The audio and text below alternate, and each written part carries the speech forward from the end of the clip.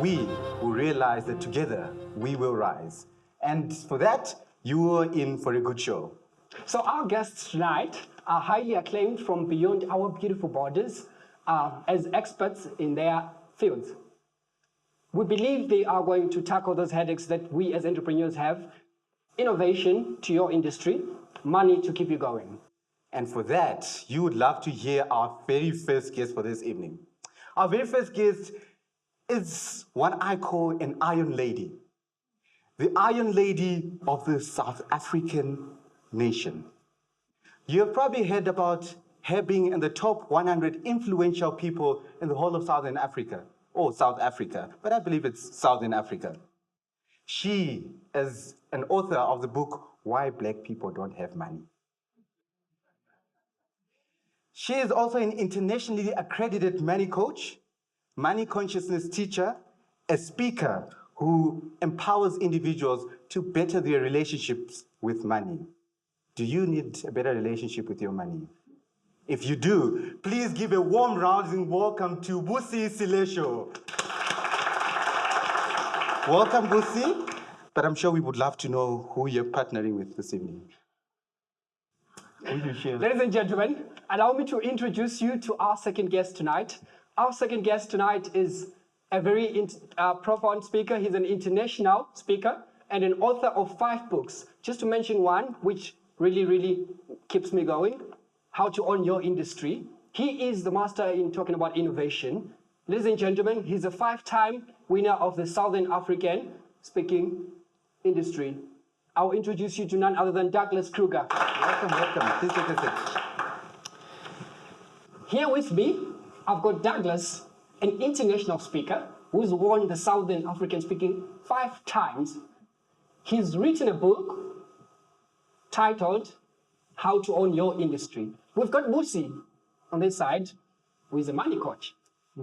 So, Douglas, you've got some of the greatest ideas that you've spoken about and written about that a lot of companies are using to this day about innovation.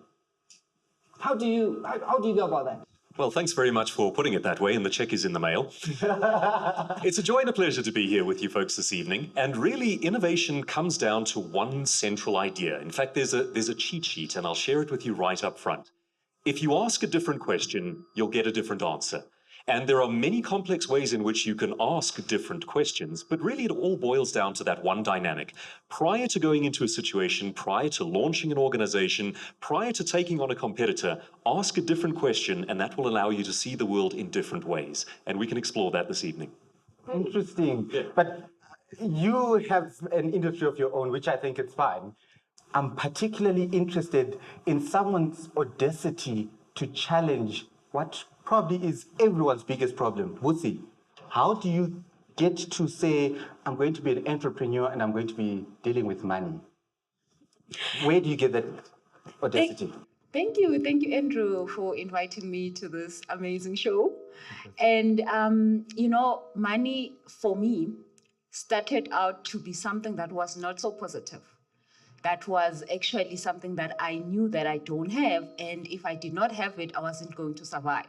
So I am a money coach today because at 6 years old, I lost my mother and I was told that money needs to take care of me. So now, if I did not have it, I was not going to survive. So I had to make ways of starting and making sure that I get to have money. So one of those ways was starting a business. And I did not start one. I started several businesses. And as an entrepreneur, every time you go through a set of businesses that you have failed in, you normally feel like, well, I've tried my best. Let me just forget about it.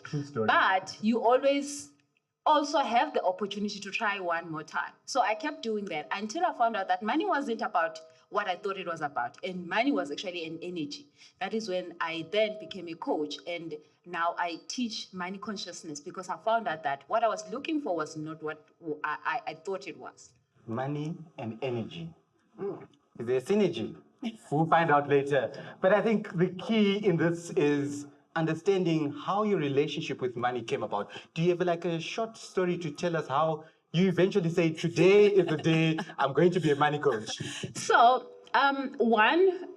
One snippet in my life that totally changed everything about what I thought about money was when I got sequestrated and lost everything. So I got bankrupt, I lost the house, the cars, everything. And one moment that I always go back to was when my Mercedes Benz was towed away. 11 o'clock in the morning, that day is the day that I knew that. At that moment, there was nothing else for me to lose. So the whole time I had this fear that I might lose it, I might lose it. Entrepreneurs start businesses and they worry so much about losing their money. And we worry about not making the money and we actually worry about losing it. So at that point, I actually wasn't worried about both because I had lost it all. There wasn't anything to lose. And I wasn't fearing not making it because I'd made it before. So starting from that day, I understood that money wasn't what I thought it was because I'd worked so hard to get there. So if it was hard work, then I'd done it. But why did I fail with hard work? So I understood that it wasn't about what I thought it was. I was looking for something that is not what I thought it was in the wrong places.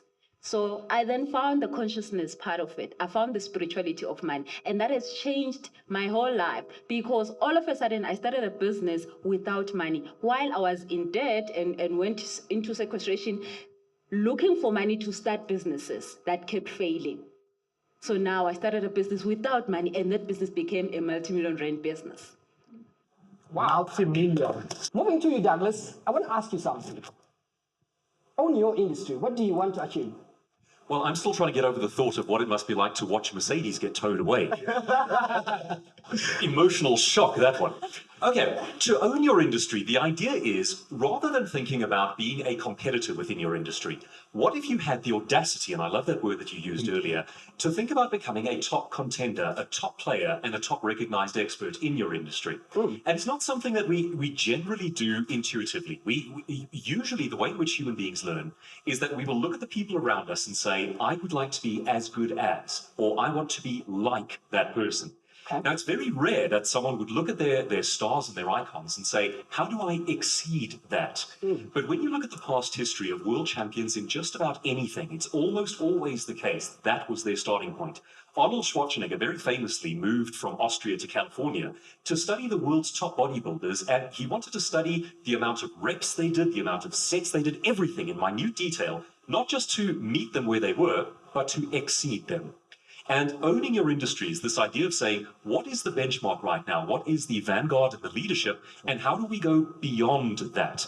And we've had a number of South Africans get that right, and it's inspiring to see. True, very true. So, ladies and gentlemen, let's make this quite interesting. I want to bring both of you in at once. Mr. Douglas, I'm going to bring you in. So, money doesn't start an idea. It is the idea that starts money, right? Douglas, you are for the motion. Musi, you are against it. Apparently, I believe in this idea. Absolutely. I believe that money is tied to value.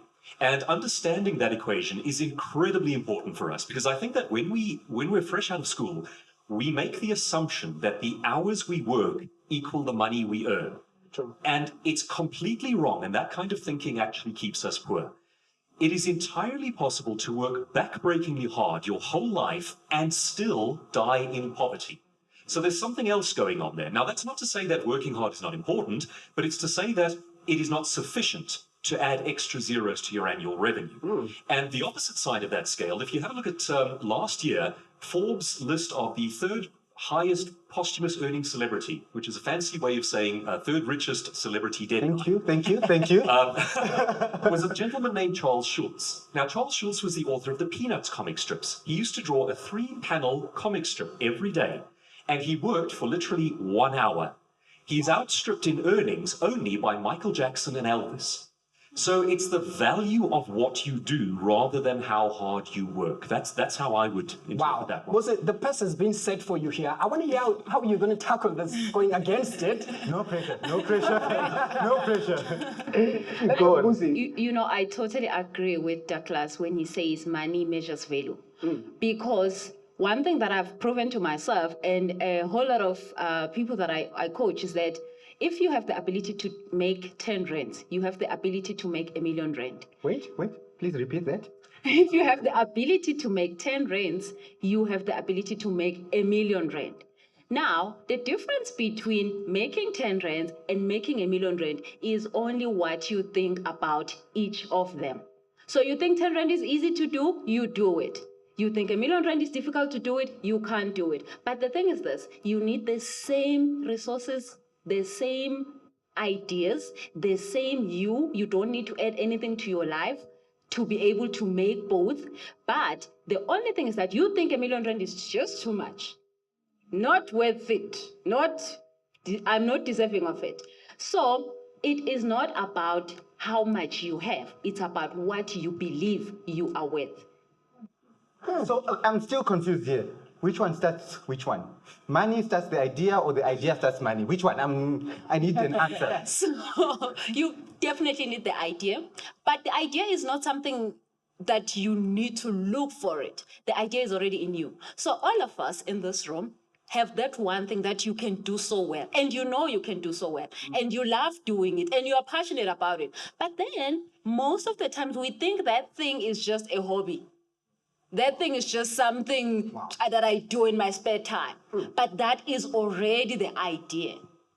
And that's where your money is going to come from. The reality is we never have one clear idea that leads directly to money. In the real world, it simply doesn't work like that. True. Almost all research on self-made multimillionaires and multi-billionaires implies that there are usually a minimum of 3 pivots. And this is fairly sort of well-known information that says we'll start off with a clear idea of what we want to do and we try it out. Then we discover some reason why it doesn't quite work. Now, most aspiring entrepreneurs will stop there, and that's the mistake. The right thing to do is to pivot slightly, which means to examine the idea and go, well, this is working, but that isn't, and give it a slight shuffle, a slight reshake, and head off in a slightly different direction. As I said, the research shows that the minimum amount of pivots is 3 before an entrepreneur breaks even or before a new venture actually succeeds. So we need to assume that up front and say, that's our starting point. Assume 3 pivots. Wow. Ladies and gentlemen, let's go for a quick break. We'll be back with you guys and our guests, and they'll give us more info. Thank you. What can you share with us in relation to money, in relation to innovation and owning my industry? What can I do to implement in our business? And I think we want to tackle that a little bit further to say, if I'm to leave this evening, I need to have some notes that I'm going to take away and implement in my business. Are we comfortable with that? Totally. Let's do that. Fantastic. So the first is around innovation. Now, I've heard it or I've seen it or I think I do. We need to innovate. You need to innovate. Oh, your business, just like someone else is doing. Our markets are saturated, Douglas. We've got so many other people who are in the same business as us. I want to know, what do I need to do to start the process of innovation? All right, I contest the idea that any market is ever saturated, because when it is, frankly, invent something new. So the way in which we need to look at innovation is this. We tend to come with preconceived ideas like innovation equals developing an app. That's the world's most popular idea right now. And if everybody's doing it, then there's probably very little value in us doing it as well. Innovation, we think, tends to be expensive. We think it requires a lot of infrastructure, technology, and we often think that it comes from the top down. It has to be done by the leadership teams. And I don't believe any of that has to be the case. I believe that innovation is really, as I said earlier, about looking at the world in slightly different ways. And I mentioned that the master key, the cheat sheet, is to ask a different question. Now, let me give you an example of a different question to ask. And it's a very simple one, but it is immensely powerful. Most people don't want to hear what is wrong with their business. I know for myself, human nature says we want to hear what we're doing right. We want the praise. We want to know what's good about our business. However, if you have the courage to ask the question, what's awful about this business, or what's wrong with this industry, you can out-innovate your competitors. And it's also a show of caring, because what you're doing is you're looking for problems that your competitors don't want to solve. And I'll give you a very simple example of this one. I was driving around Joburg listening to a talk radio station, and the voiceover said, don't you hate the fact that you have to pay for your plane ticket in full before you can apply for a visa to go overseas? And it said, our brand will now refund your money completely if you don't get your visa. And I thought that's absolutely genius. Here's a company, an airline organization that has the technology, has the resources to innovate in very expensive ways, but they didn't. They just asked the question, what's horrible about air travel? And they even went prior to the experience of dealing with them, and they looked for problems. And in solving that problem, they made sure they positioned themselves as the only logical choice in their industry. Ooh. So the question for your own organization, for your division, for your company, your aspiring dream, is to say, what's wrong with this industry? And what could I do that would solve that problem? I think at Maya, we need to ask ourselves, what's wrong with our talk show? Well, ladies and gentlemen, in his book, Own Your Industry, which he talks about how to position yourself as an expert. So, Usi, I'm thinking here, and you know, everyone in this room wants to know. You know, we all know our relationship with money is complicated. So we wanted to know. Can you elaborate to us on how best can we try and make that easy for ourselves as entrepreneurs? The relationship with money. It's true. Most of the time, the relationship we have with money is not the best we would like to have. Especially in January. Especially in January. So, the one thing that I have seen, and which is provable, totally provable, is that today you know what is in your bank account. I hope you do. So, whatever that is in your bank account right now, it is not the current status of you. It is the past.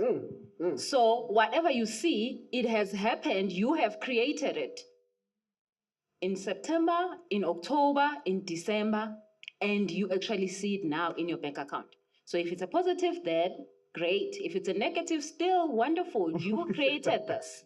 Wonderful. Congratulations. Yes, yes. You know that it's you who created this. How did you create this? Because probably in September, you were thinking that January is going to come and I'll probably not have enough money. And you don't have enough money. True. You know in December that January is coming, I'm going to probably be short of this and this and that. And that's currently what is happening. So there's going to be another date during this year, 31st March. It's my birthday. Okay. Oh, I guess the invitation. point taken. But on that day, you will have a bank account again. True. And it will have numbers on it. Mm. And whatever number that is there, you are currently creating right now. So the question is, in building my relationship with money, how do I start and where do I start? I know. On the 31st of March, she gives away money. That's a good one. That's a good thing. So, if you are going to have the relationship or the money you want at the future time or that future period, you have the ability to create what you want to see then. But the thing is this, there's two things that happens. There is your mind and there's the actions. Now, your mind takes up 90% of the work and your actions take up 10% of the work, which means that whatever that you have today, you mentally created it 3 months ago. Nice. Whatever actions you have put in made it happen, but you created the situation. Now, today, you have 90%. Now, 90% is your brain, and you definitely have your brain. There's no one who can say, I don't have that. So we all have that.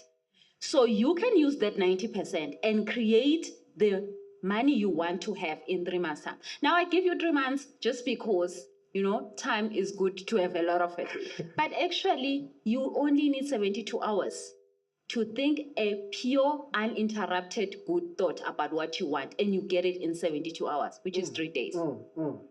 Now, when you're starting out this process of changing the way you vibrate mentally with what you are vibrating with, in this case, money, it's going to be hard. There's a whole lot of processes that you go through doing that. So it will take a little bit more time for you to get that uninterrupted pure thought. What is an uninterrupted pure thought? It's a thought that you have that does not have any judgment to it. So if you're thinking, I want a BMW, a red one, and you're thinking, oh, it's also gonna be 500,000. Well, I don't have 500,000, and I don't think I'll have 500,000 this year. So you see, all those reasons are giving you a reason to not have that car. So then that's not a pure thought. Okay. But a pure thought would be to say, oh, well, definitely, a red BMW is something that I can have. Definitely, let me have it. Wow. And you think that for that period, and you will have that. because whatever action that comes after that thought, it will be the right action. A lot of entrepreneurs I've done that, cold calling. When you call companies you don't know and you present your idea and they tell you, please don't ever do it again. And where did you get our number? We're going to come look for you. But that is action. And it's good action. But if you're going to call 100 clients that are not interested in what you are selling, the science says 99 of them are going to say no, one is going to say yes. But you're going to hear 99 times that your idea is crappy and you're going to start believing it. So now mindset. So now, if you actually call that one client that says yes, you think you are the best thing. And if you think you are the best thing, you are the best thing. If I think I'm the best thing, I'm the best thing. It is the mindset. It truly is the mindset that you have towards everything. You need a mindset for innovation. You need a mindset to have money. You need a mindset for everything. What about those that are challenged with their minds? We will not go into that, but what I want us to try now and do is to put them on the spot. Okay. They've had interesting experiences. They're not just experts already. I want to put you on the spot, especially starting with you, Douglas. We honor ladies. We need them, give them time to breathe. You, Douglas, when you wrote your book, Own Your Industry, you probably lost to the world champion 5 times and decided, you know what, I'm going to own the Southern African industry. What inspired that thought of owning your industry? Okay, fantastic. Just a bit of background there. There is such a thing as a World Championships for public speaking. Most of us have never even heard of it. You know, we've heard of a darts World Championship, a drinking World Championship. There is, in fact, one for public speaking. And I've had the chance and the honor, by God's grace, a few times to enter and get quite far in it. But what happened as a result of this, and in fact, there was one day, one afternoon, where the penny dropped for me on this idea of how to position yourself as an expert. I had been training people in presentation skills for a while based on the public speaking experience. And one afternoon, I received 2 calls back to back in which I heard the same phrase. And the first one was from a large company, a large organization that I had not marketed to. I had not done any cold calling, anything down those lines. And the person said a phrase that entrepreneurs love to hear. They said, someone told us you're the person to talk to about. And I thought, yay, fantastic. And I put it into my diary. 20 minutes later, I received another phone call in which I heard the same phrase. And the second time, after I put the phone down, instead of the reaction, yay, that's wonderful, my own internal voice went, hold on a second, how did that happen? And how do I keep making that happen by design? Because, as you've just pointed out, one of the most difficult things we do as entrepreneurs is cold calling. It's hellish. And if you've ever done it, you know it can be soul destroying. If you are able to position yourself as a thought leader, as an expert, as a guiding light, and it takes a long time to do it, but eventually what happens is there is a tipping point. And instead of you going to the market starts coming to you. And that is a wonderful place to be. People like a Richard Branson, he does not need to market himself anymore. He does not need to initiate business deals. They come to him. And the media does exactly the same thing. As we start out positioning ourselves as experts, you've got to knock on the door, you've got to announce yourself, you've got to put your name and your brand up in lights. But after a certain amount of time, that tipping point happens and suddenly they start calling you. And that's what we're after. So there you have it. Our legends have put it out there for us as entrepreneurs. So in our next segment, we're going to put them on the spotlight with yours and my real life questions based on our business. So it will be based on innovation and the relationship with money. Ladies and gentlemen, we'll be back shortly. Let's take this break. An entrepreneur is someone who is willing to give back. Because when you start a business, you're not just starting that business as your own thing. So when you work for yourself or you are self-employed, maybe like a doctor, there's nothing wrong with it, but you are working towards your family and yourself on a daily basis. But when you're an entrepreneur, you give back because once you start that, once that idea is out there, there is going to be hundreds and hundreds of people that are going to benefit from it. So I think an entrepreneur is someone who's ready to give back. I see an entrepreneur as someone who does the unguaranteed and the unsupervised long enough to see it work. Wow. And that really is the difference, I believe, between an employee and an entrepreneur. For an employee, things are guaranteed and the signposts are marked along the way. Everything you do, you are told to do, you essentially do reactively, within a degree of variance. For an entrepreneur, you're walking out into the mist. There are no signposts, it is unguaranteed, it's unsupervised, and it's an act of willpower that you keep believing long enough and learning how to do it along the way in order to make it work. Is your thinking keeping you poor? Good one. There are 50 ways to innovate and do away with why black people are poor. So with that much having said, ladies and gentlemen, this brings us to the end of our premiere episode. I believe we've all, as entrepreneurs, learned something that we're going to take home and implement in our businesses and in our real lifestyles that will help us be innovative. I think for me personally, I think the one thing that we need to do is to go on a thinking course. That's true. Because everything is centered around thinking. Mindset. The mindset. And we're very lazy in the thinking that we do. And because of that, we're poor. Well, I hope you have something that you're taking on to implement in your business. Fantastic. Ladies and gentlemen, thank you very much for sharing this premiere episode with us. It has been a pleasure and enjoyable time, and I look forward to seeing you as you continue to tweet, as we connect with each other, and we continue to appreciate each other's values. Remember, as entrepreneurs, if we want the economy to rise, we have to rise together. We have to help each other. We have to succeed as a whole, as a nation. It's all about us. It's not about blaming those other guys there. It's a collective effort. If you play your part, I'm sure they'll be embarrassed. They've got a conscience, don't you think? So yeah. They'll play their part. So thank you to our guests here tonight, Douglas and Busi. We appreciate you for coming through. Ladies and gentlemen, I think if we do not have jealous, it is worth clapping for. Thank you. The truth is,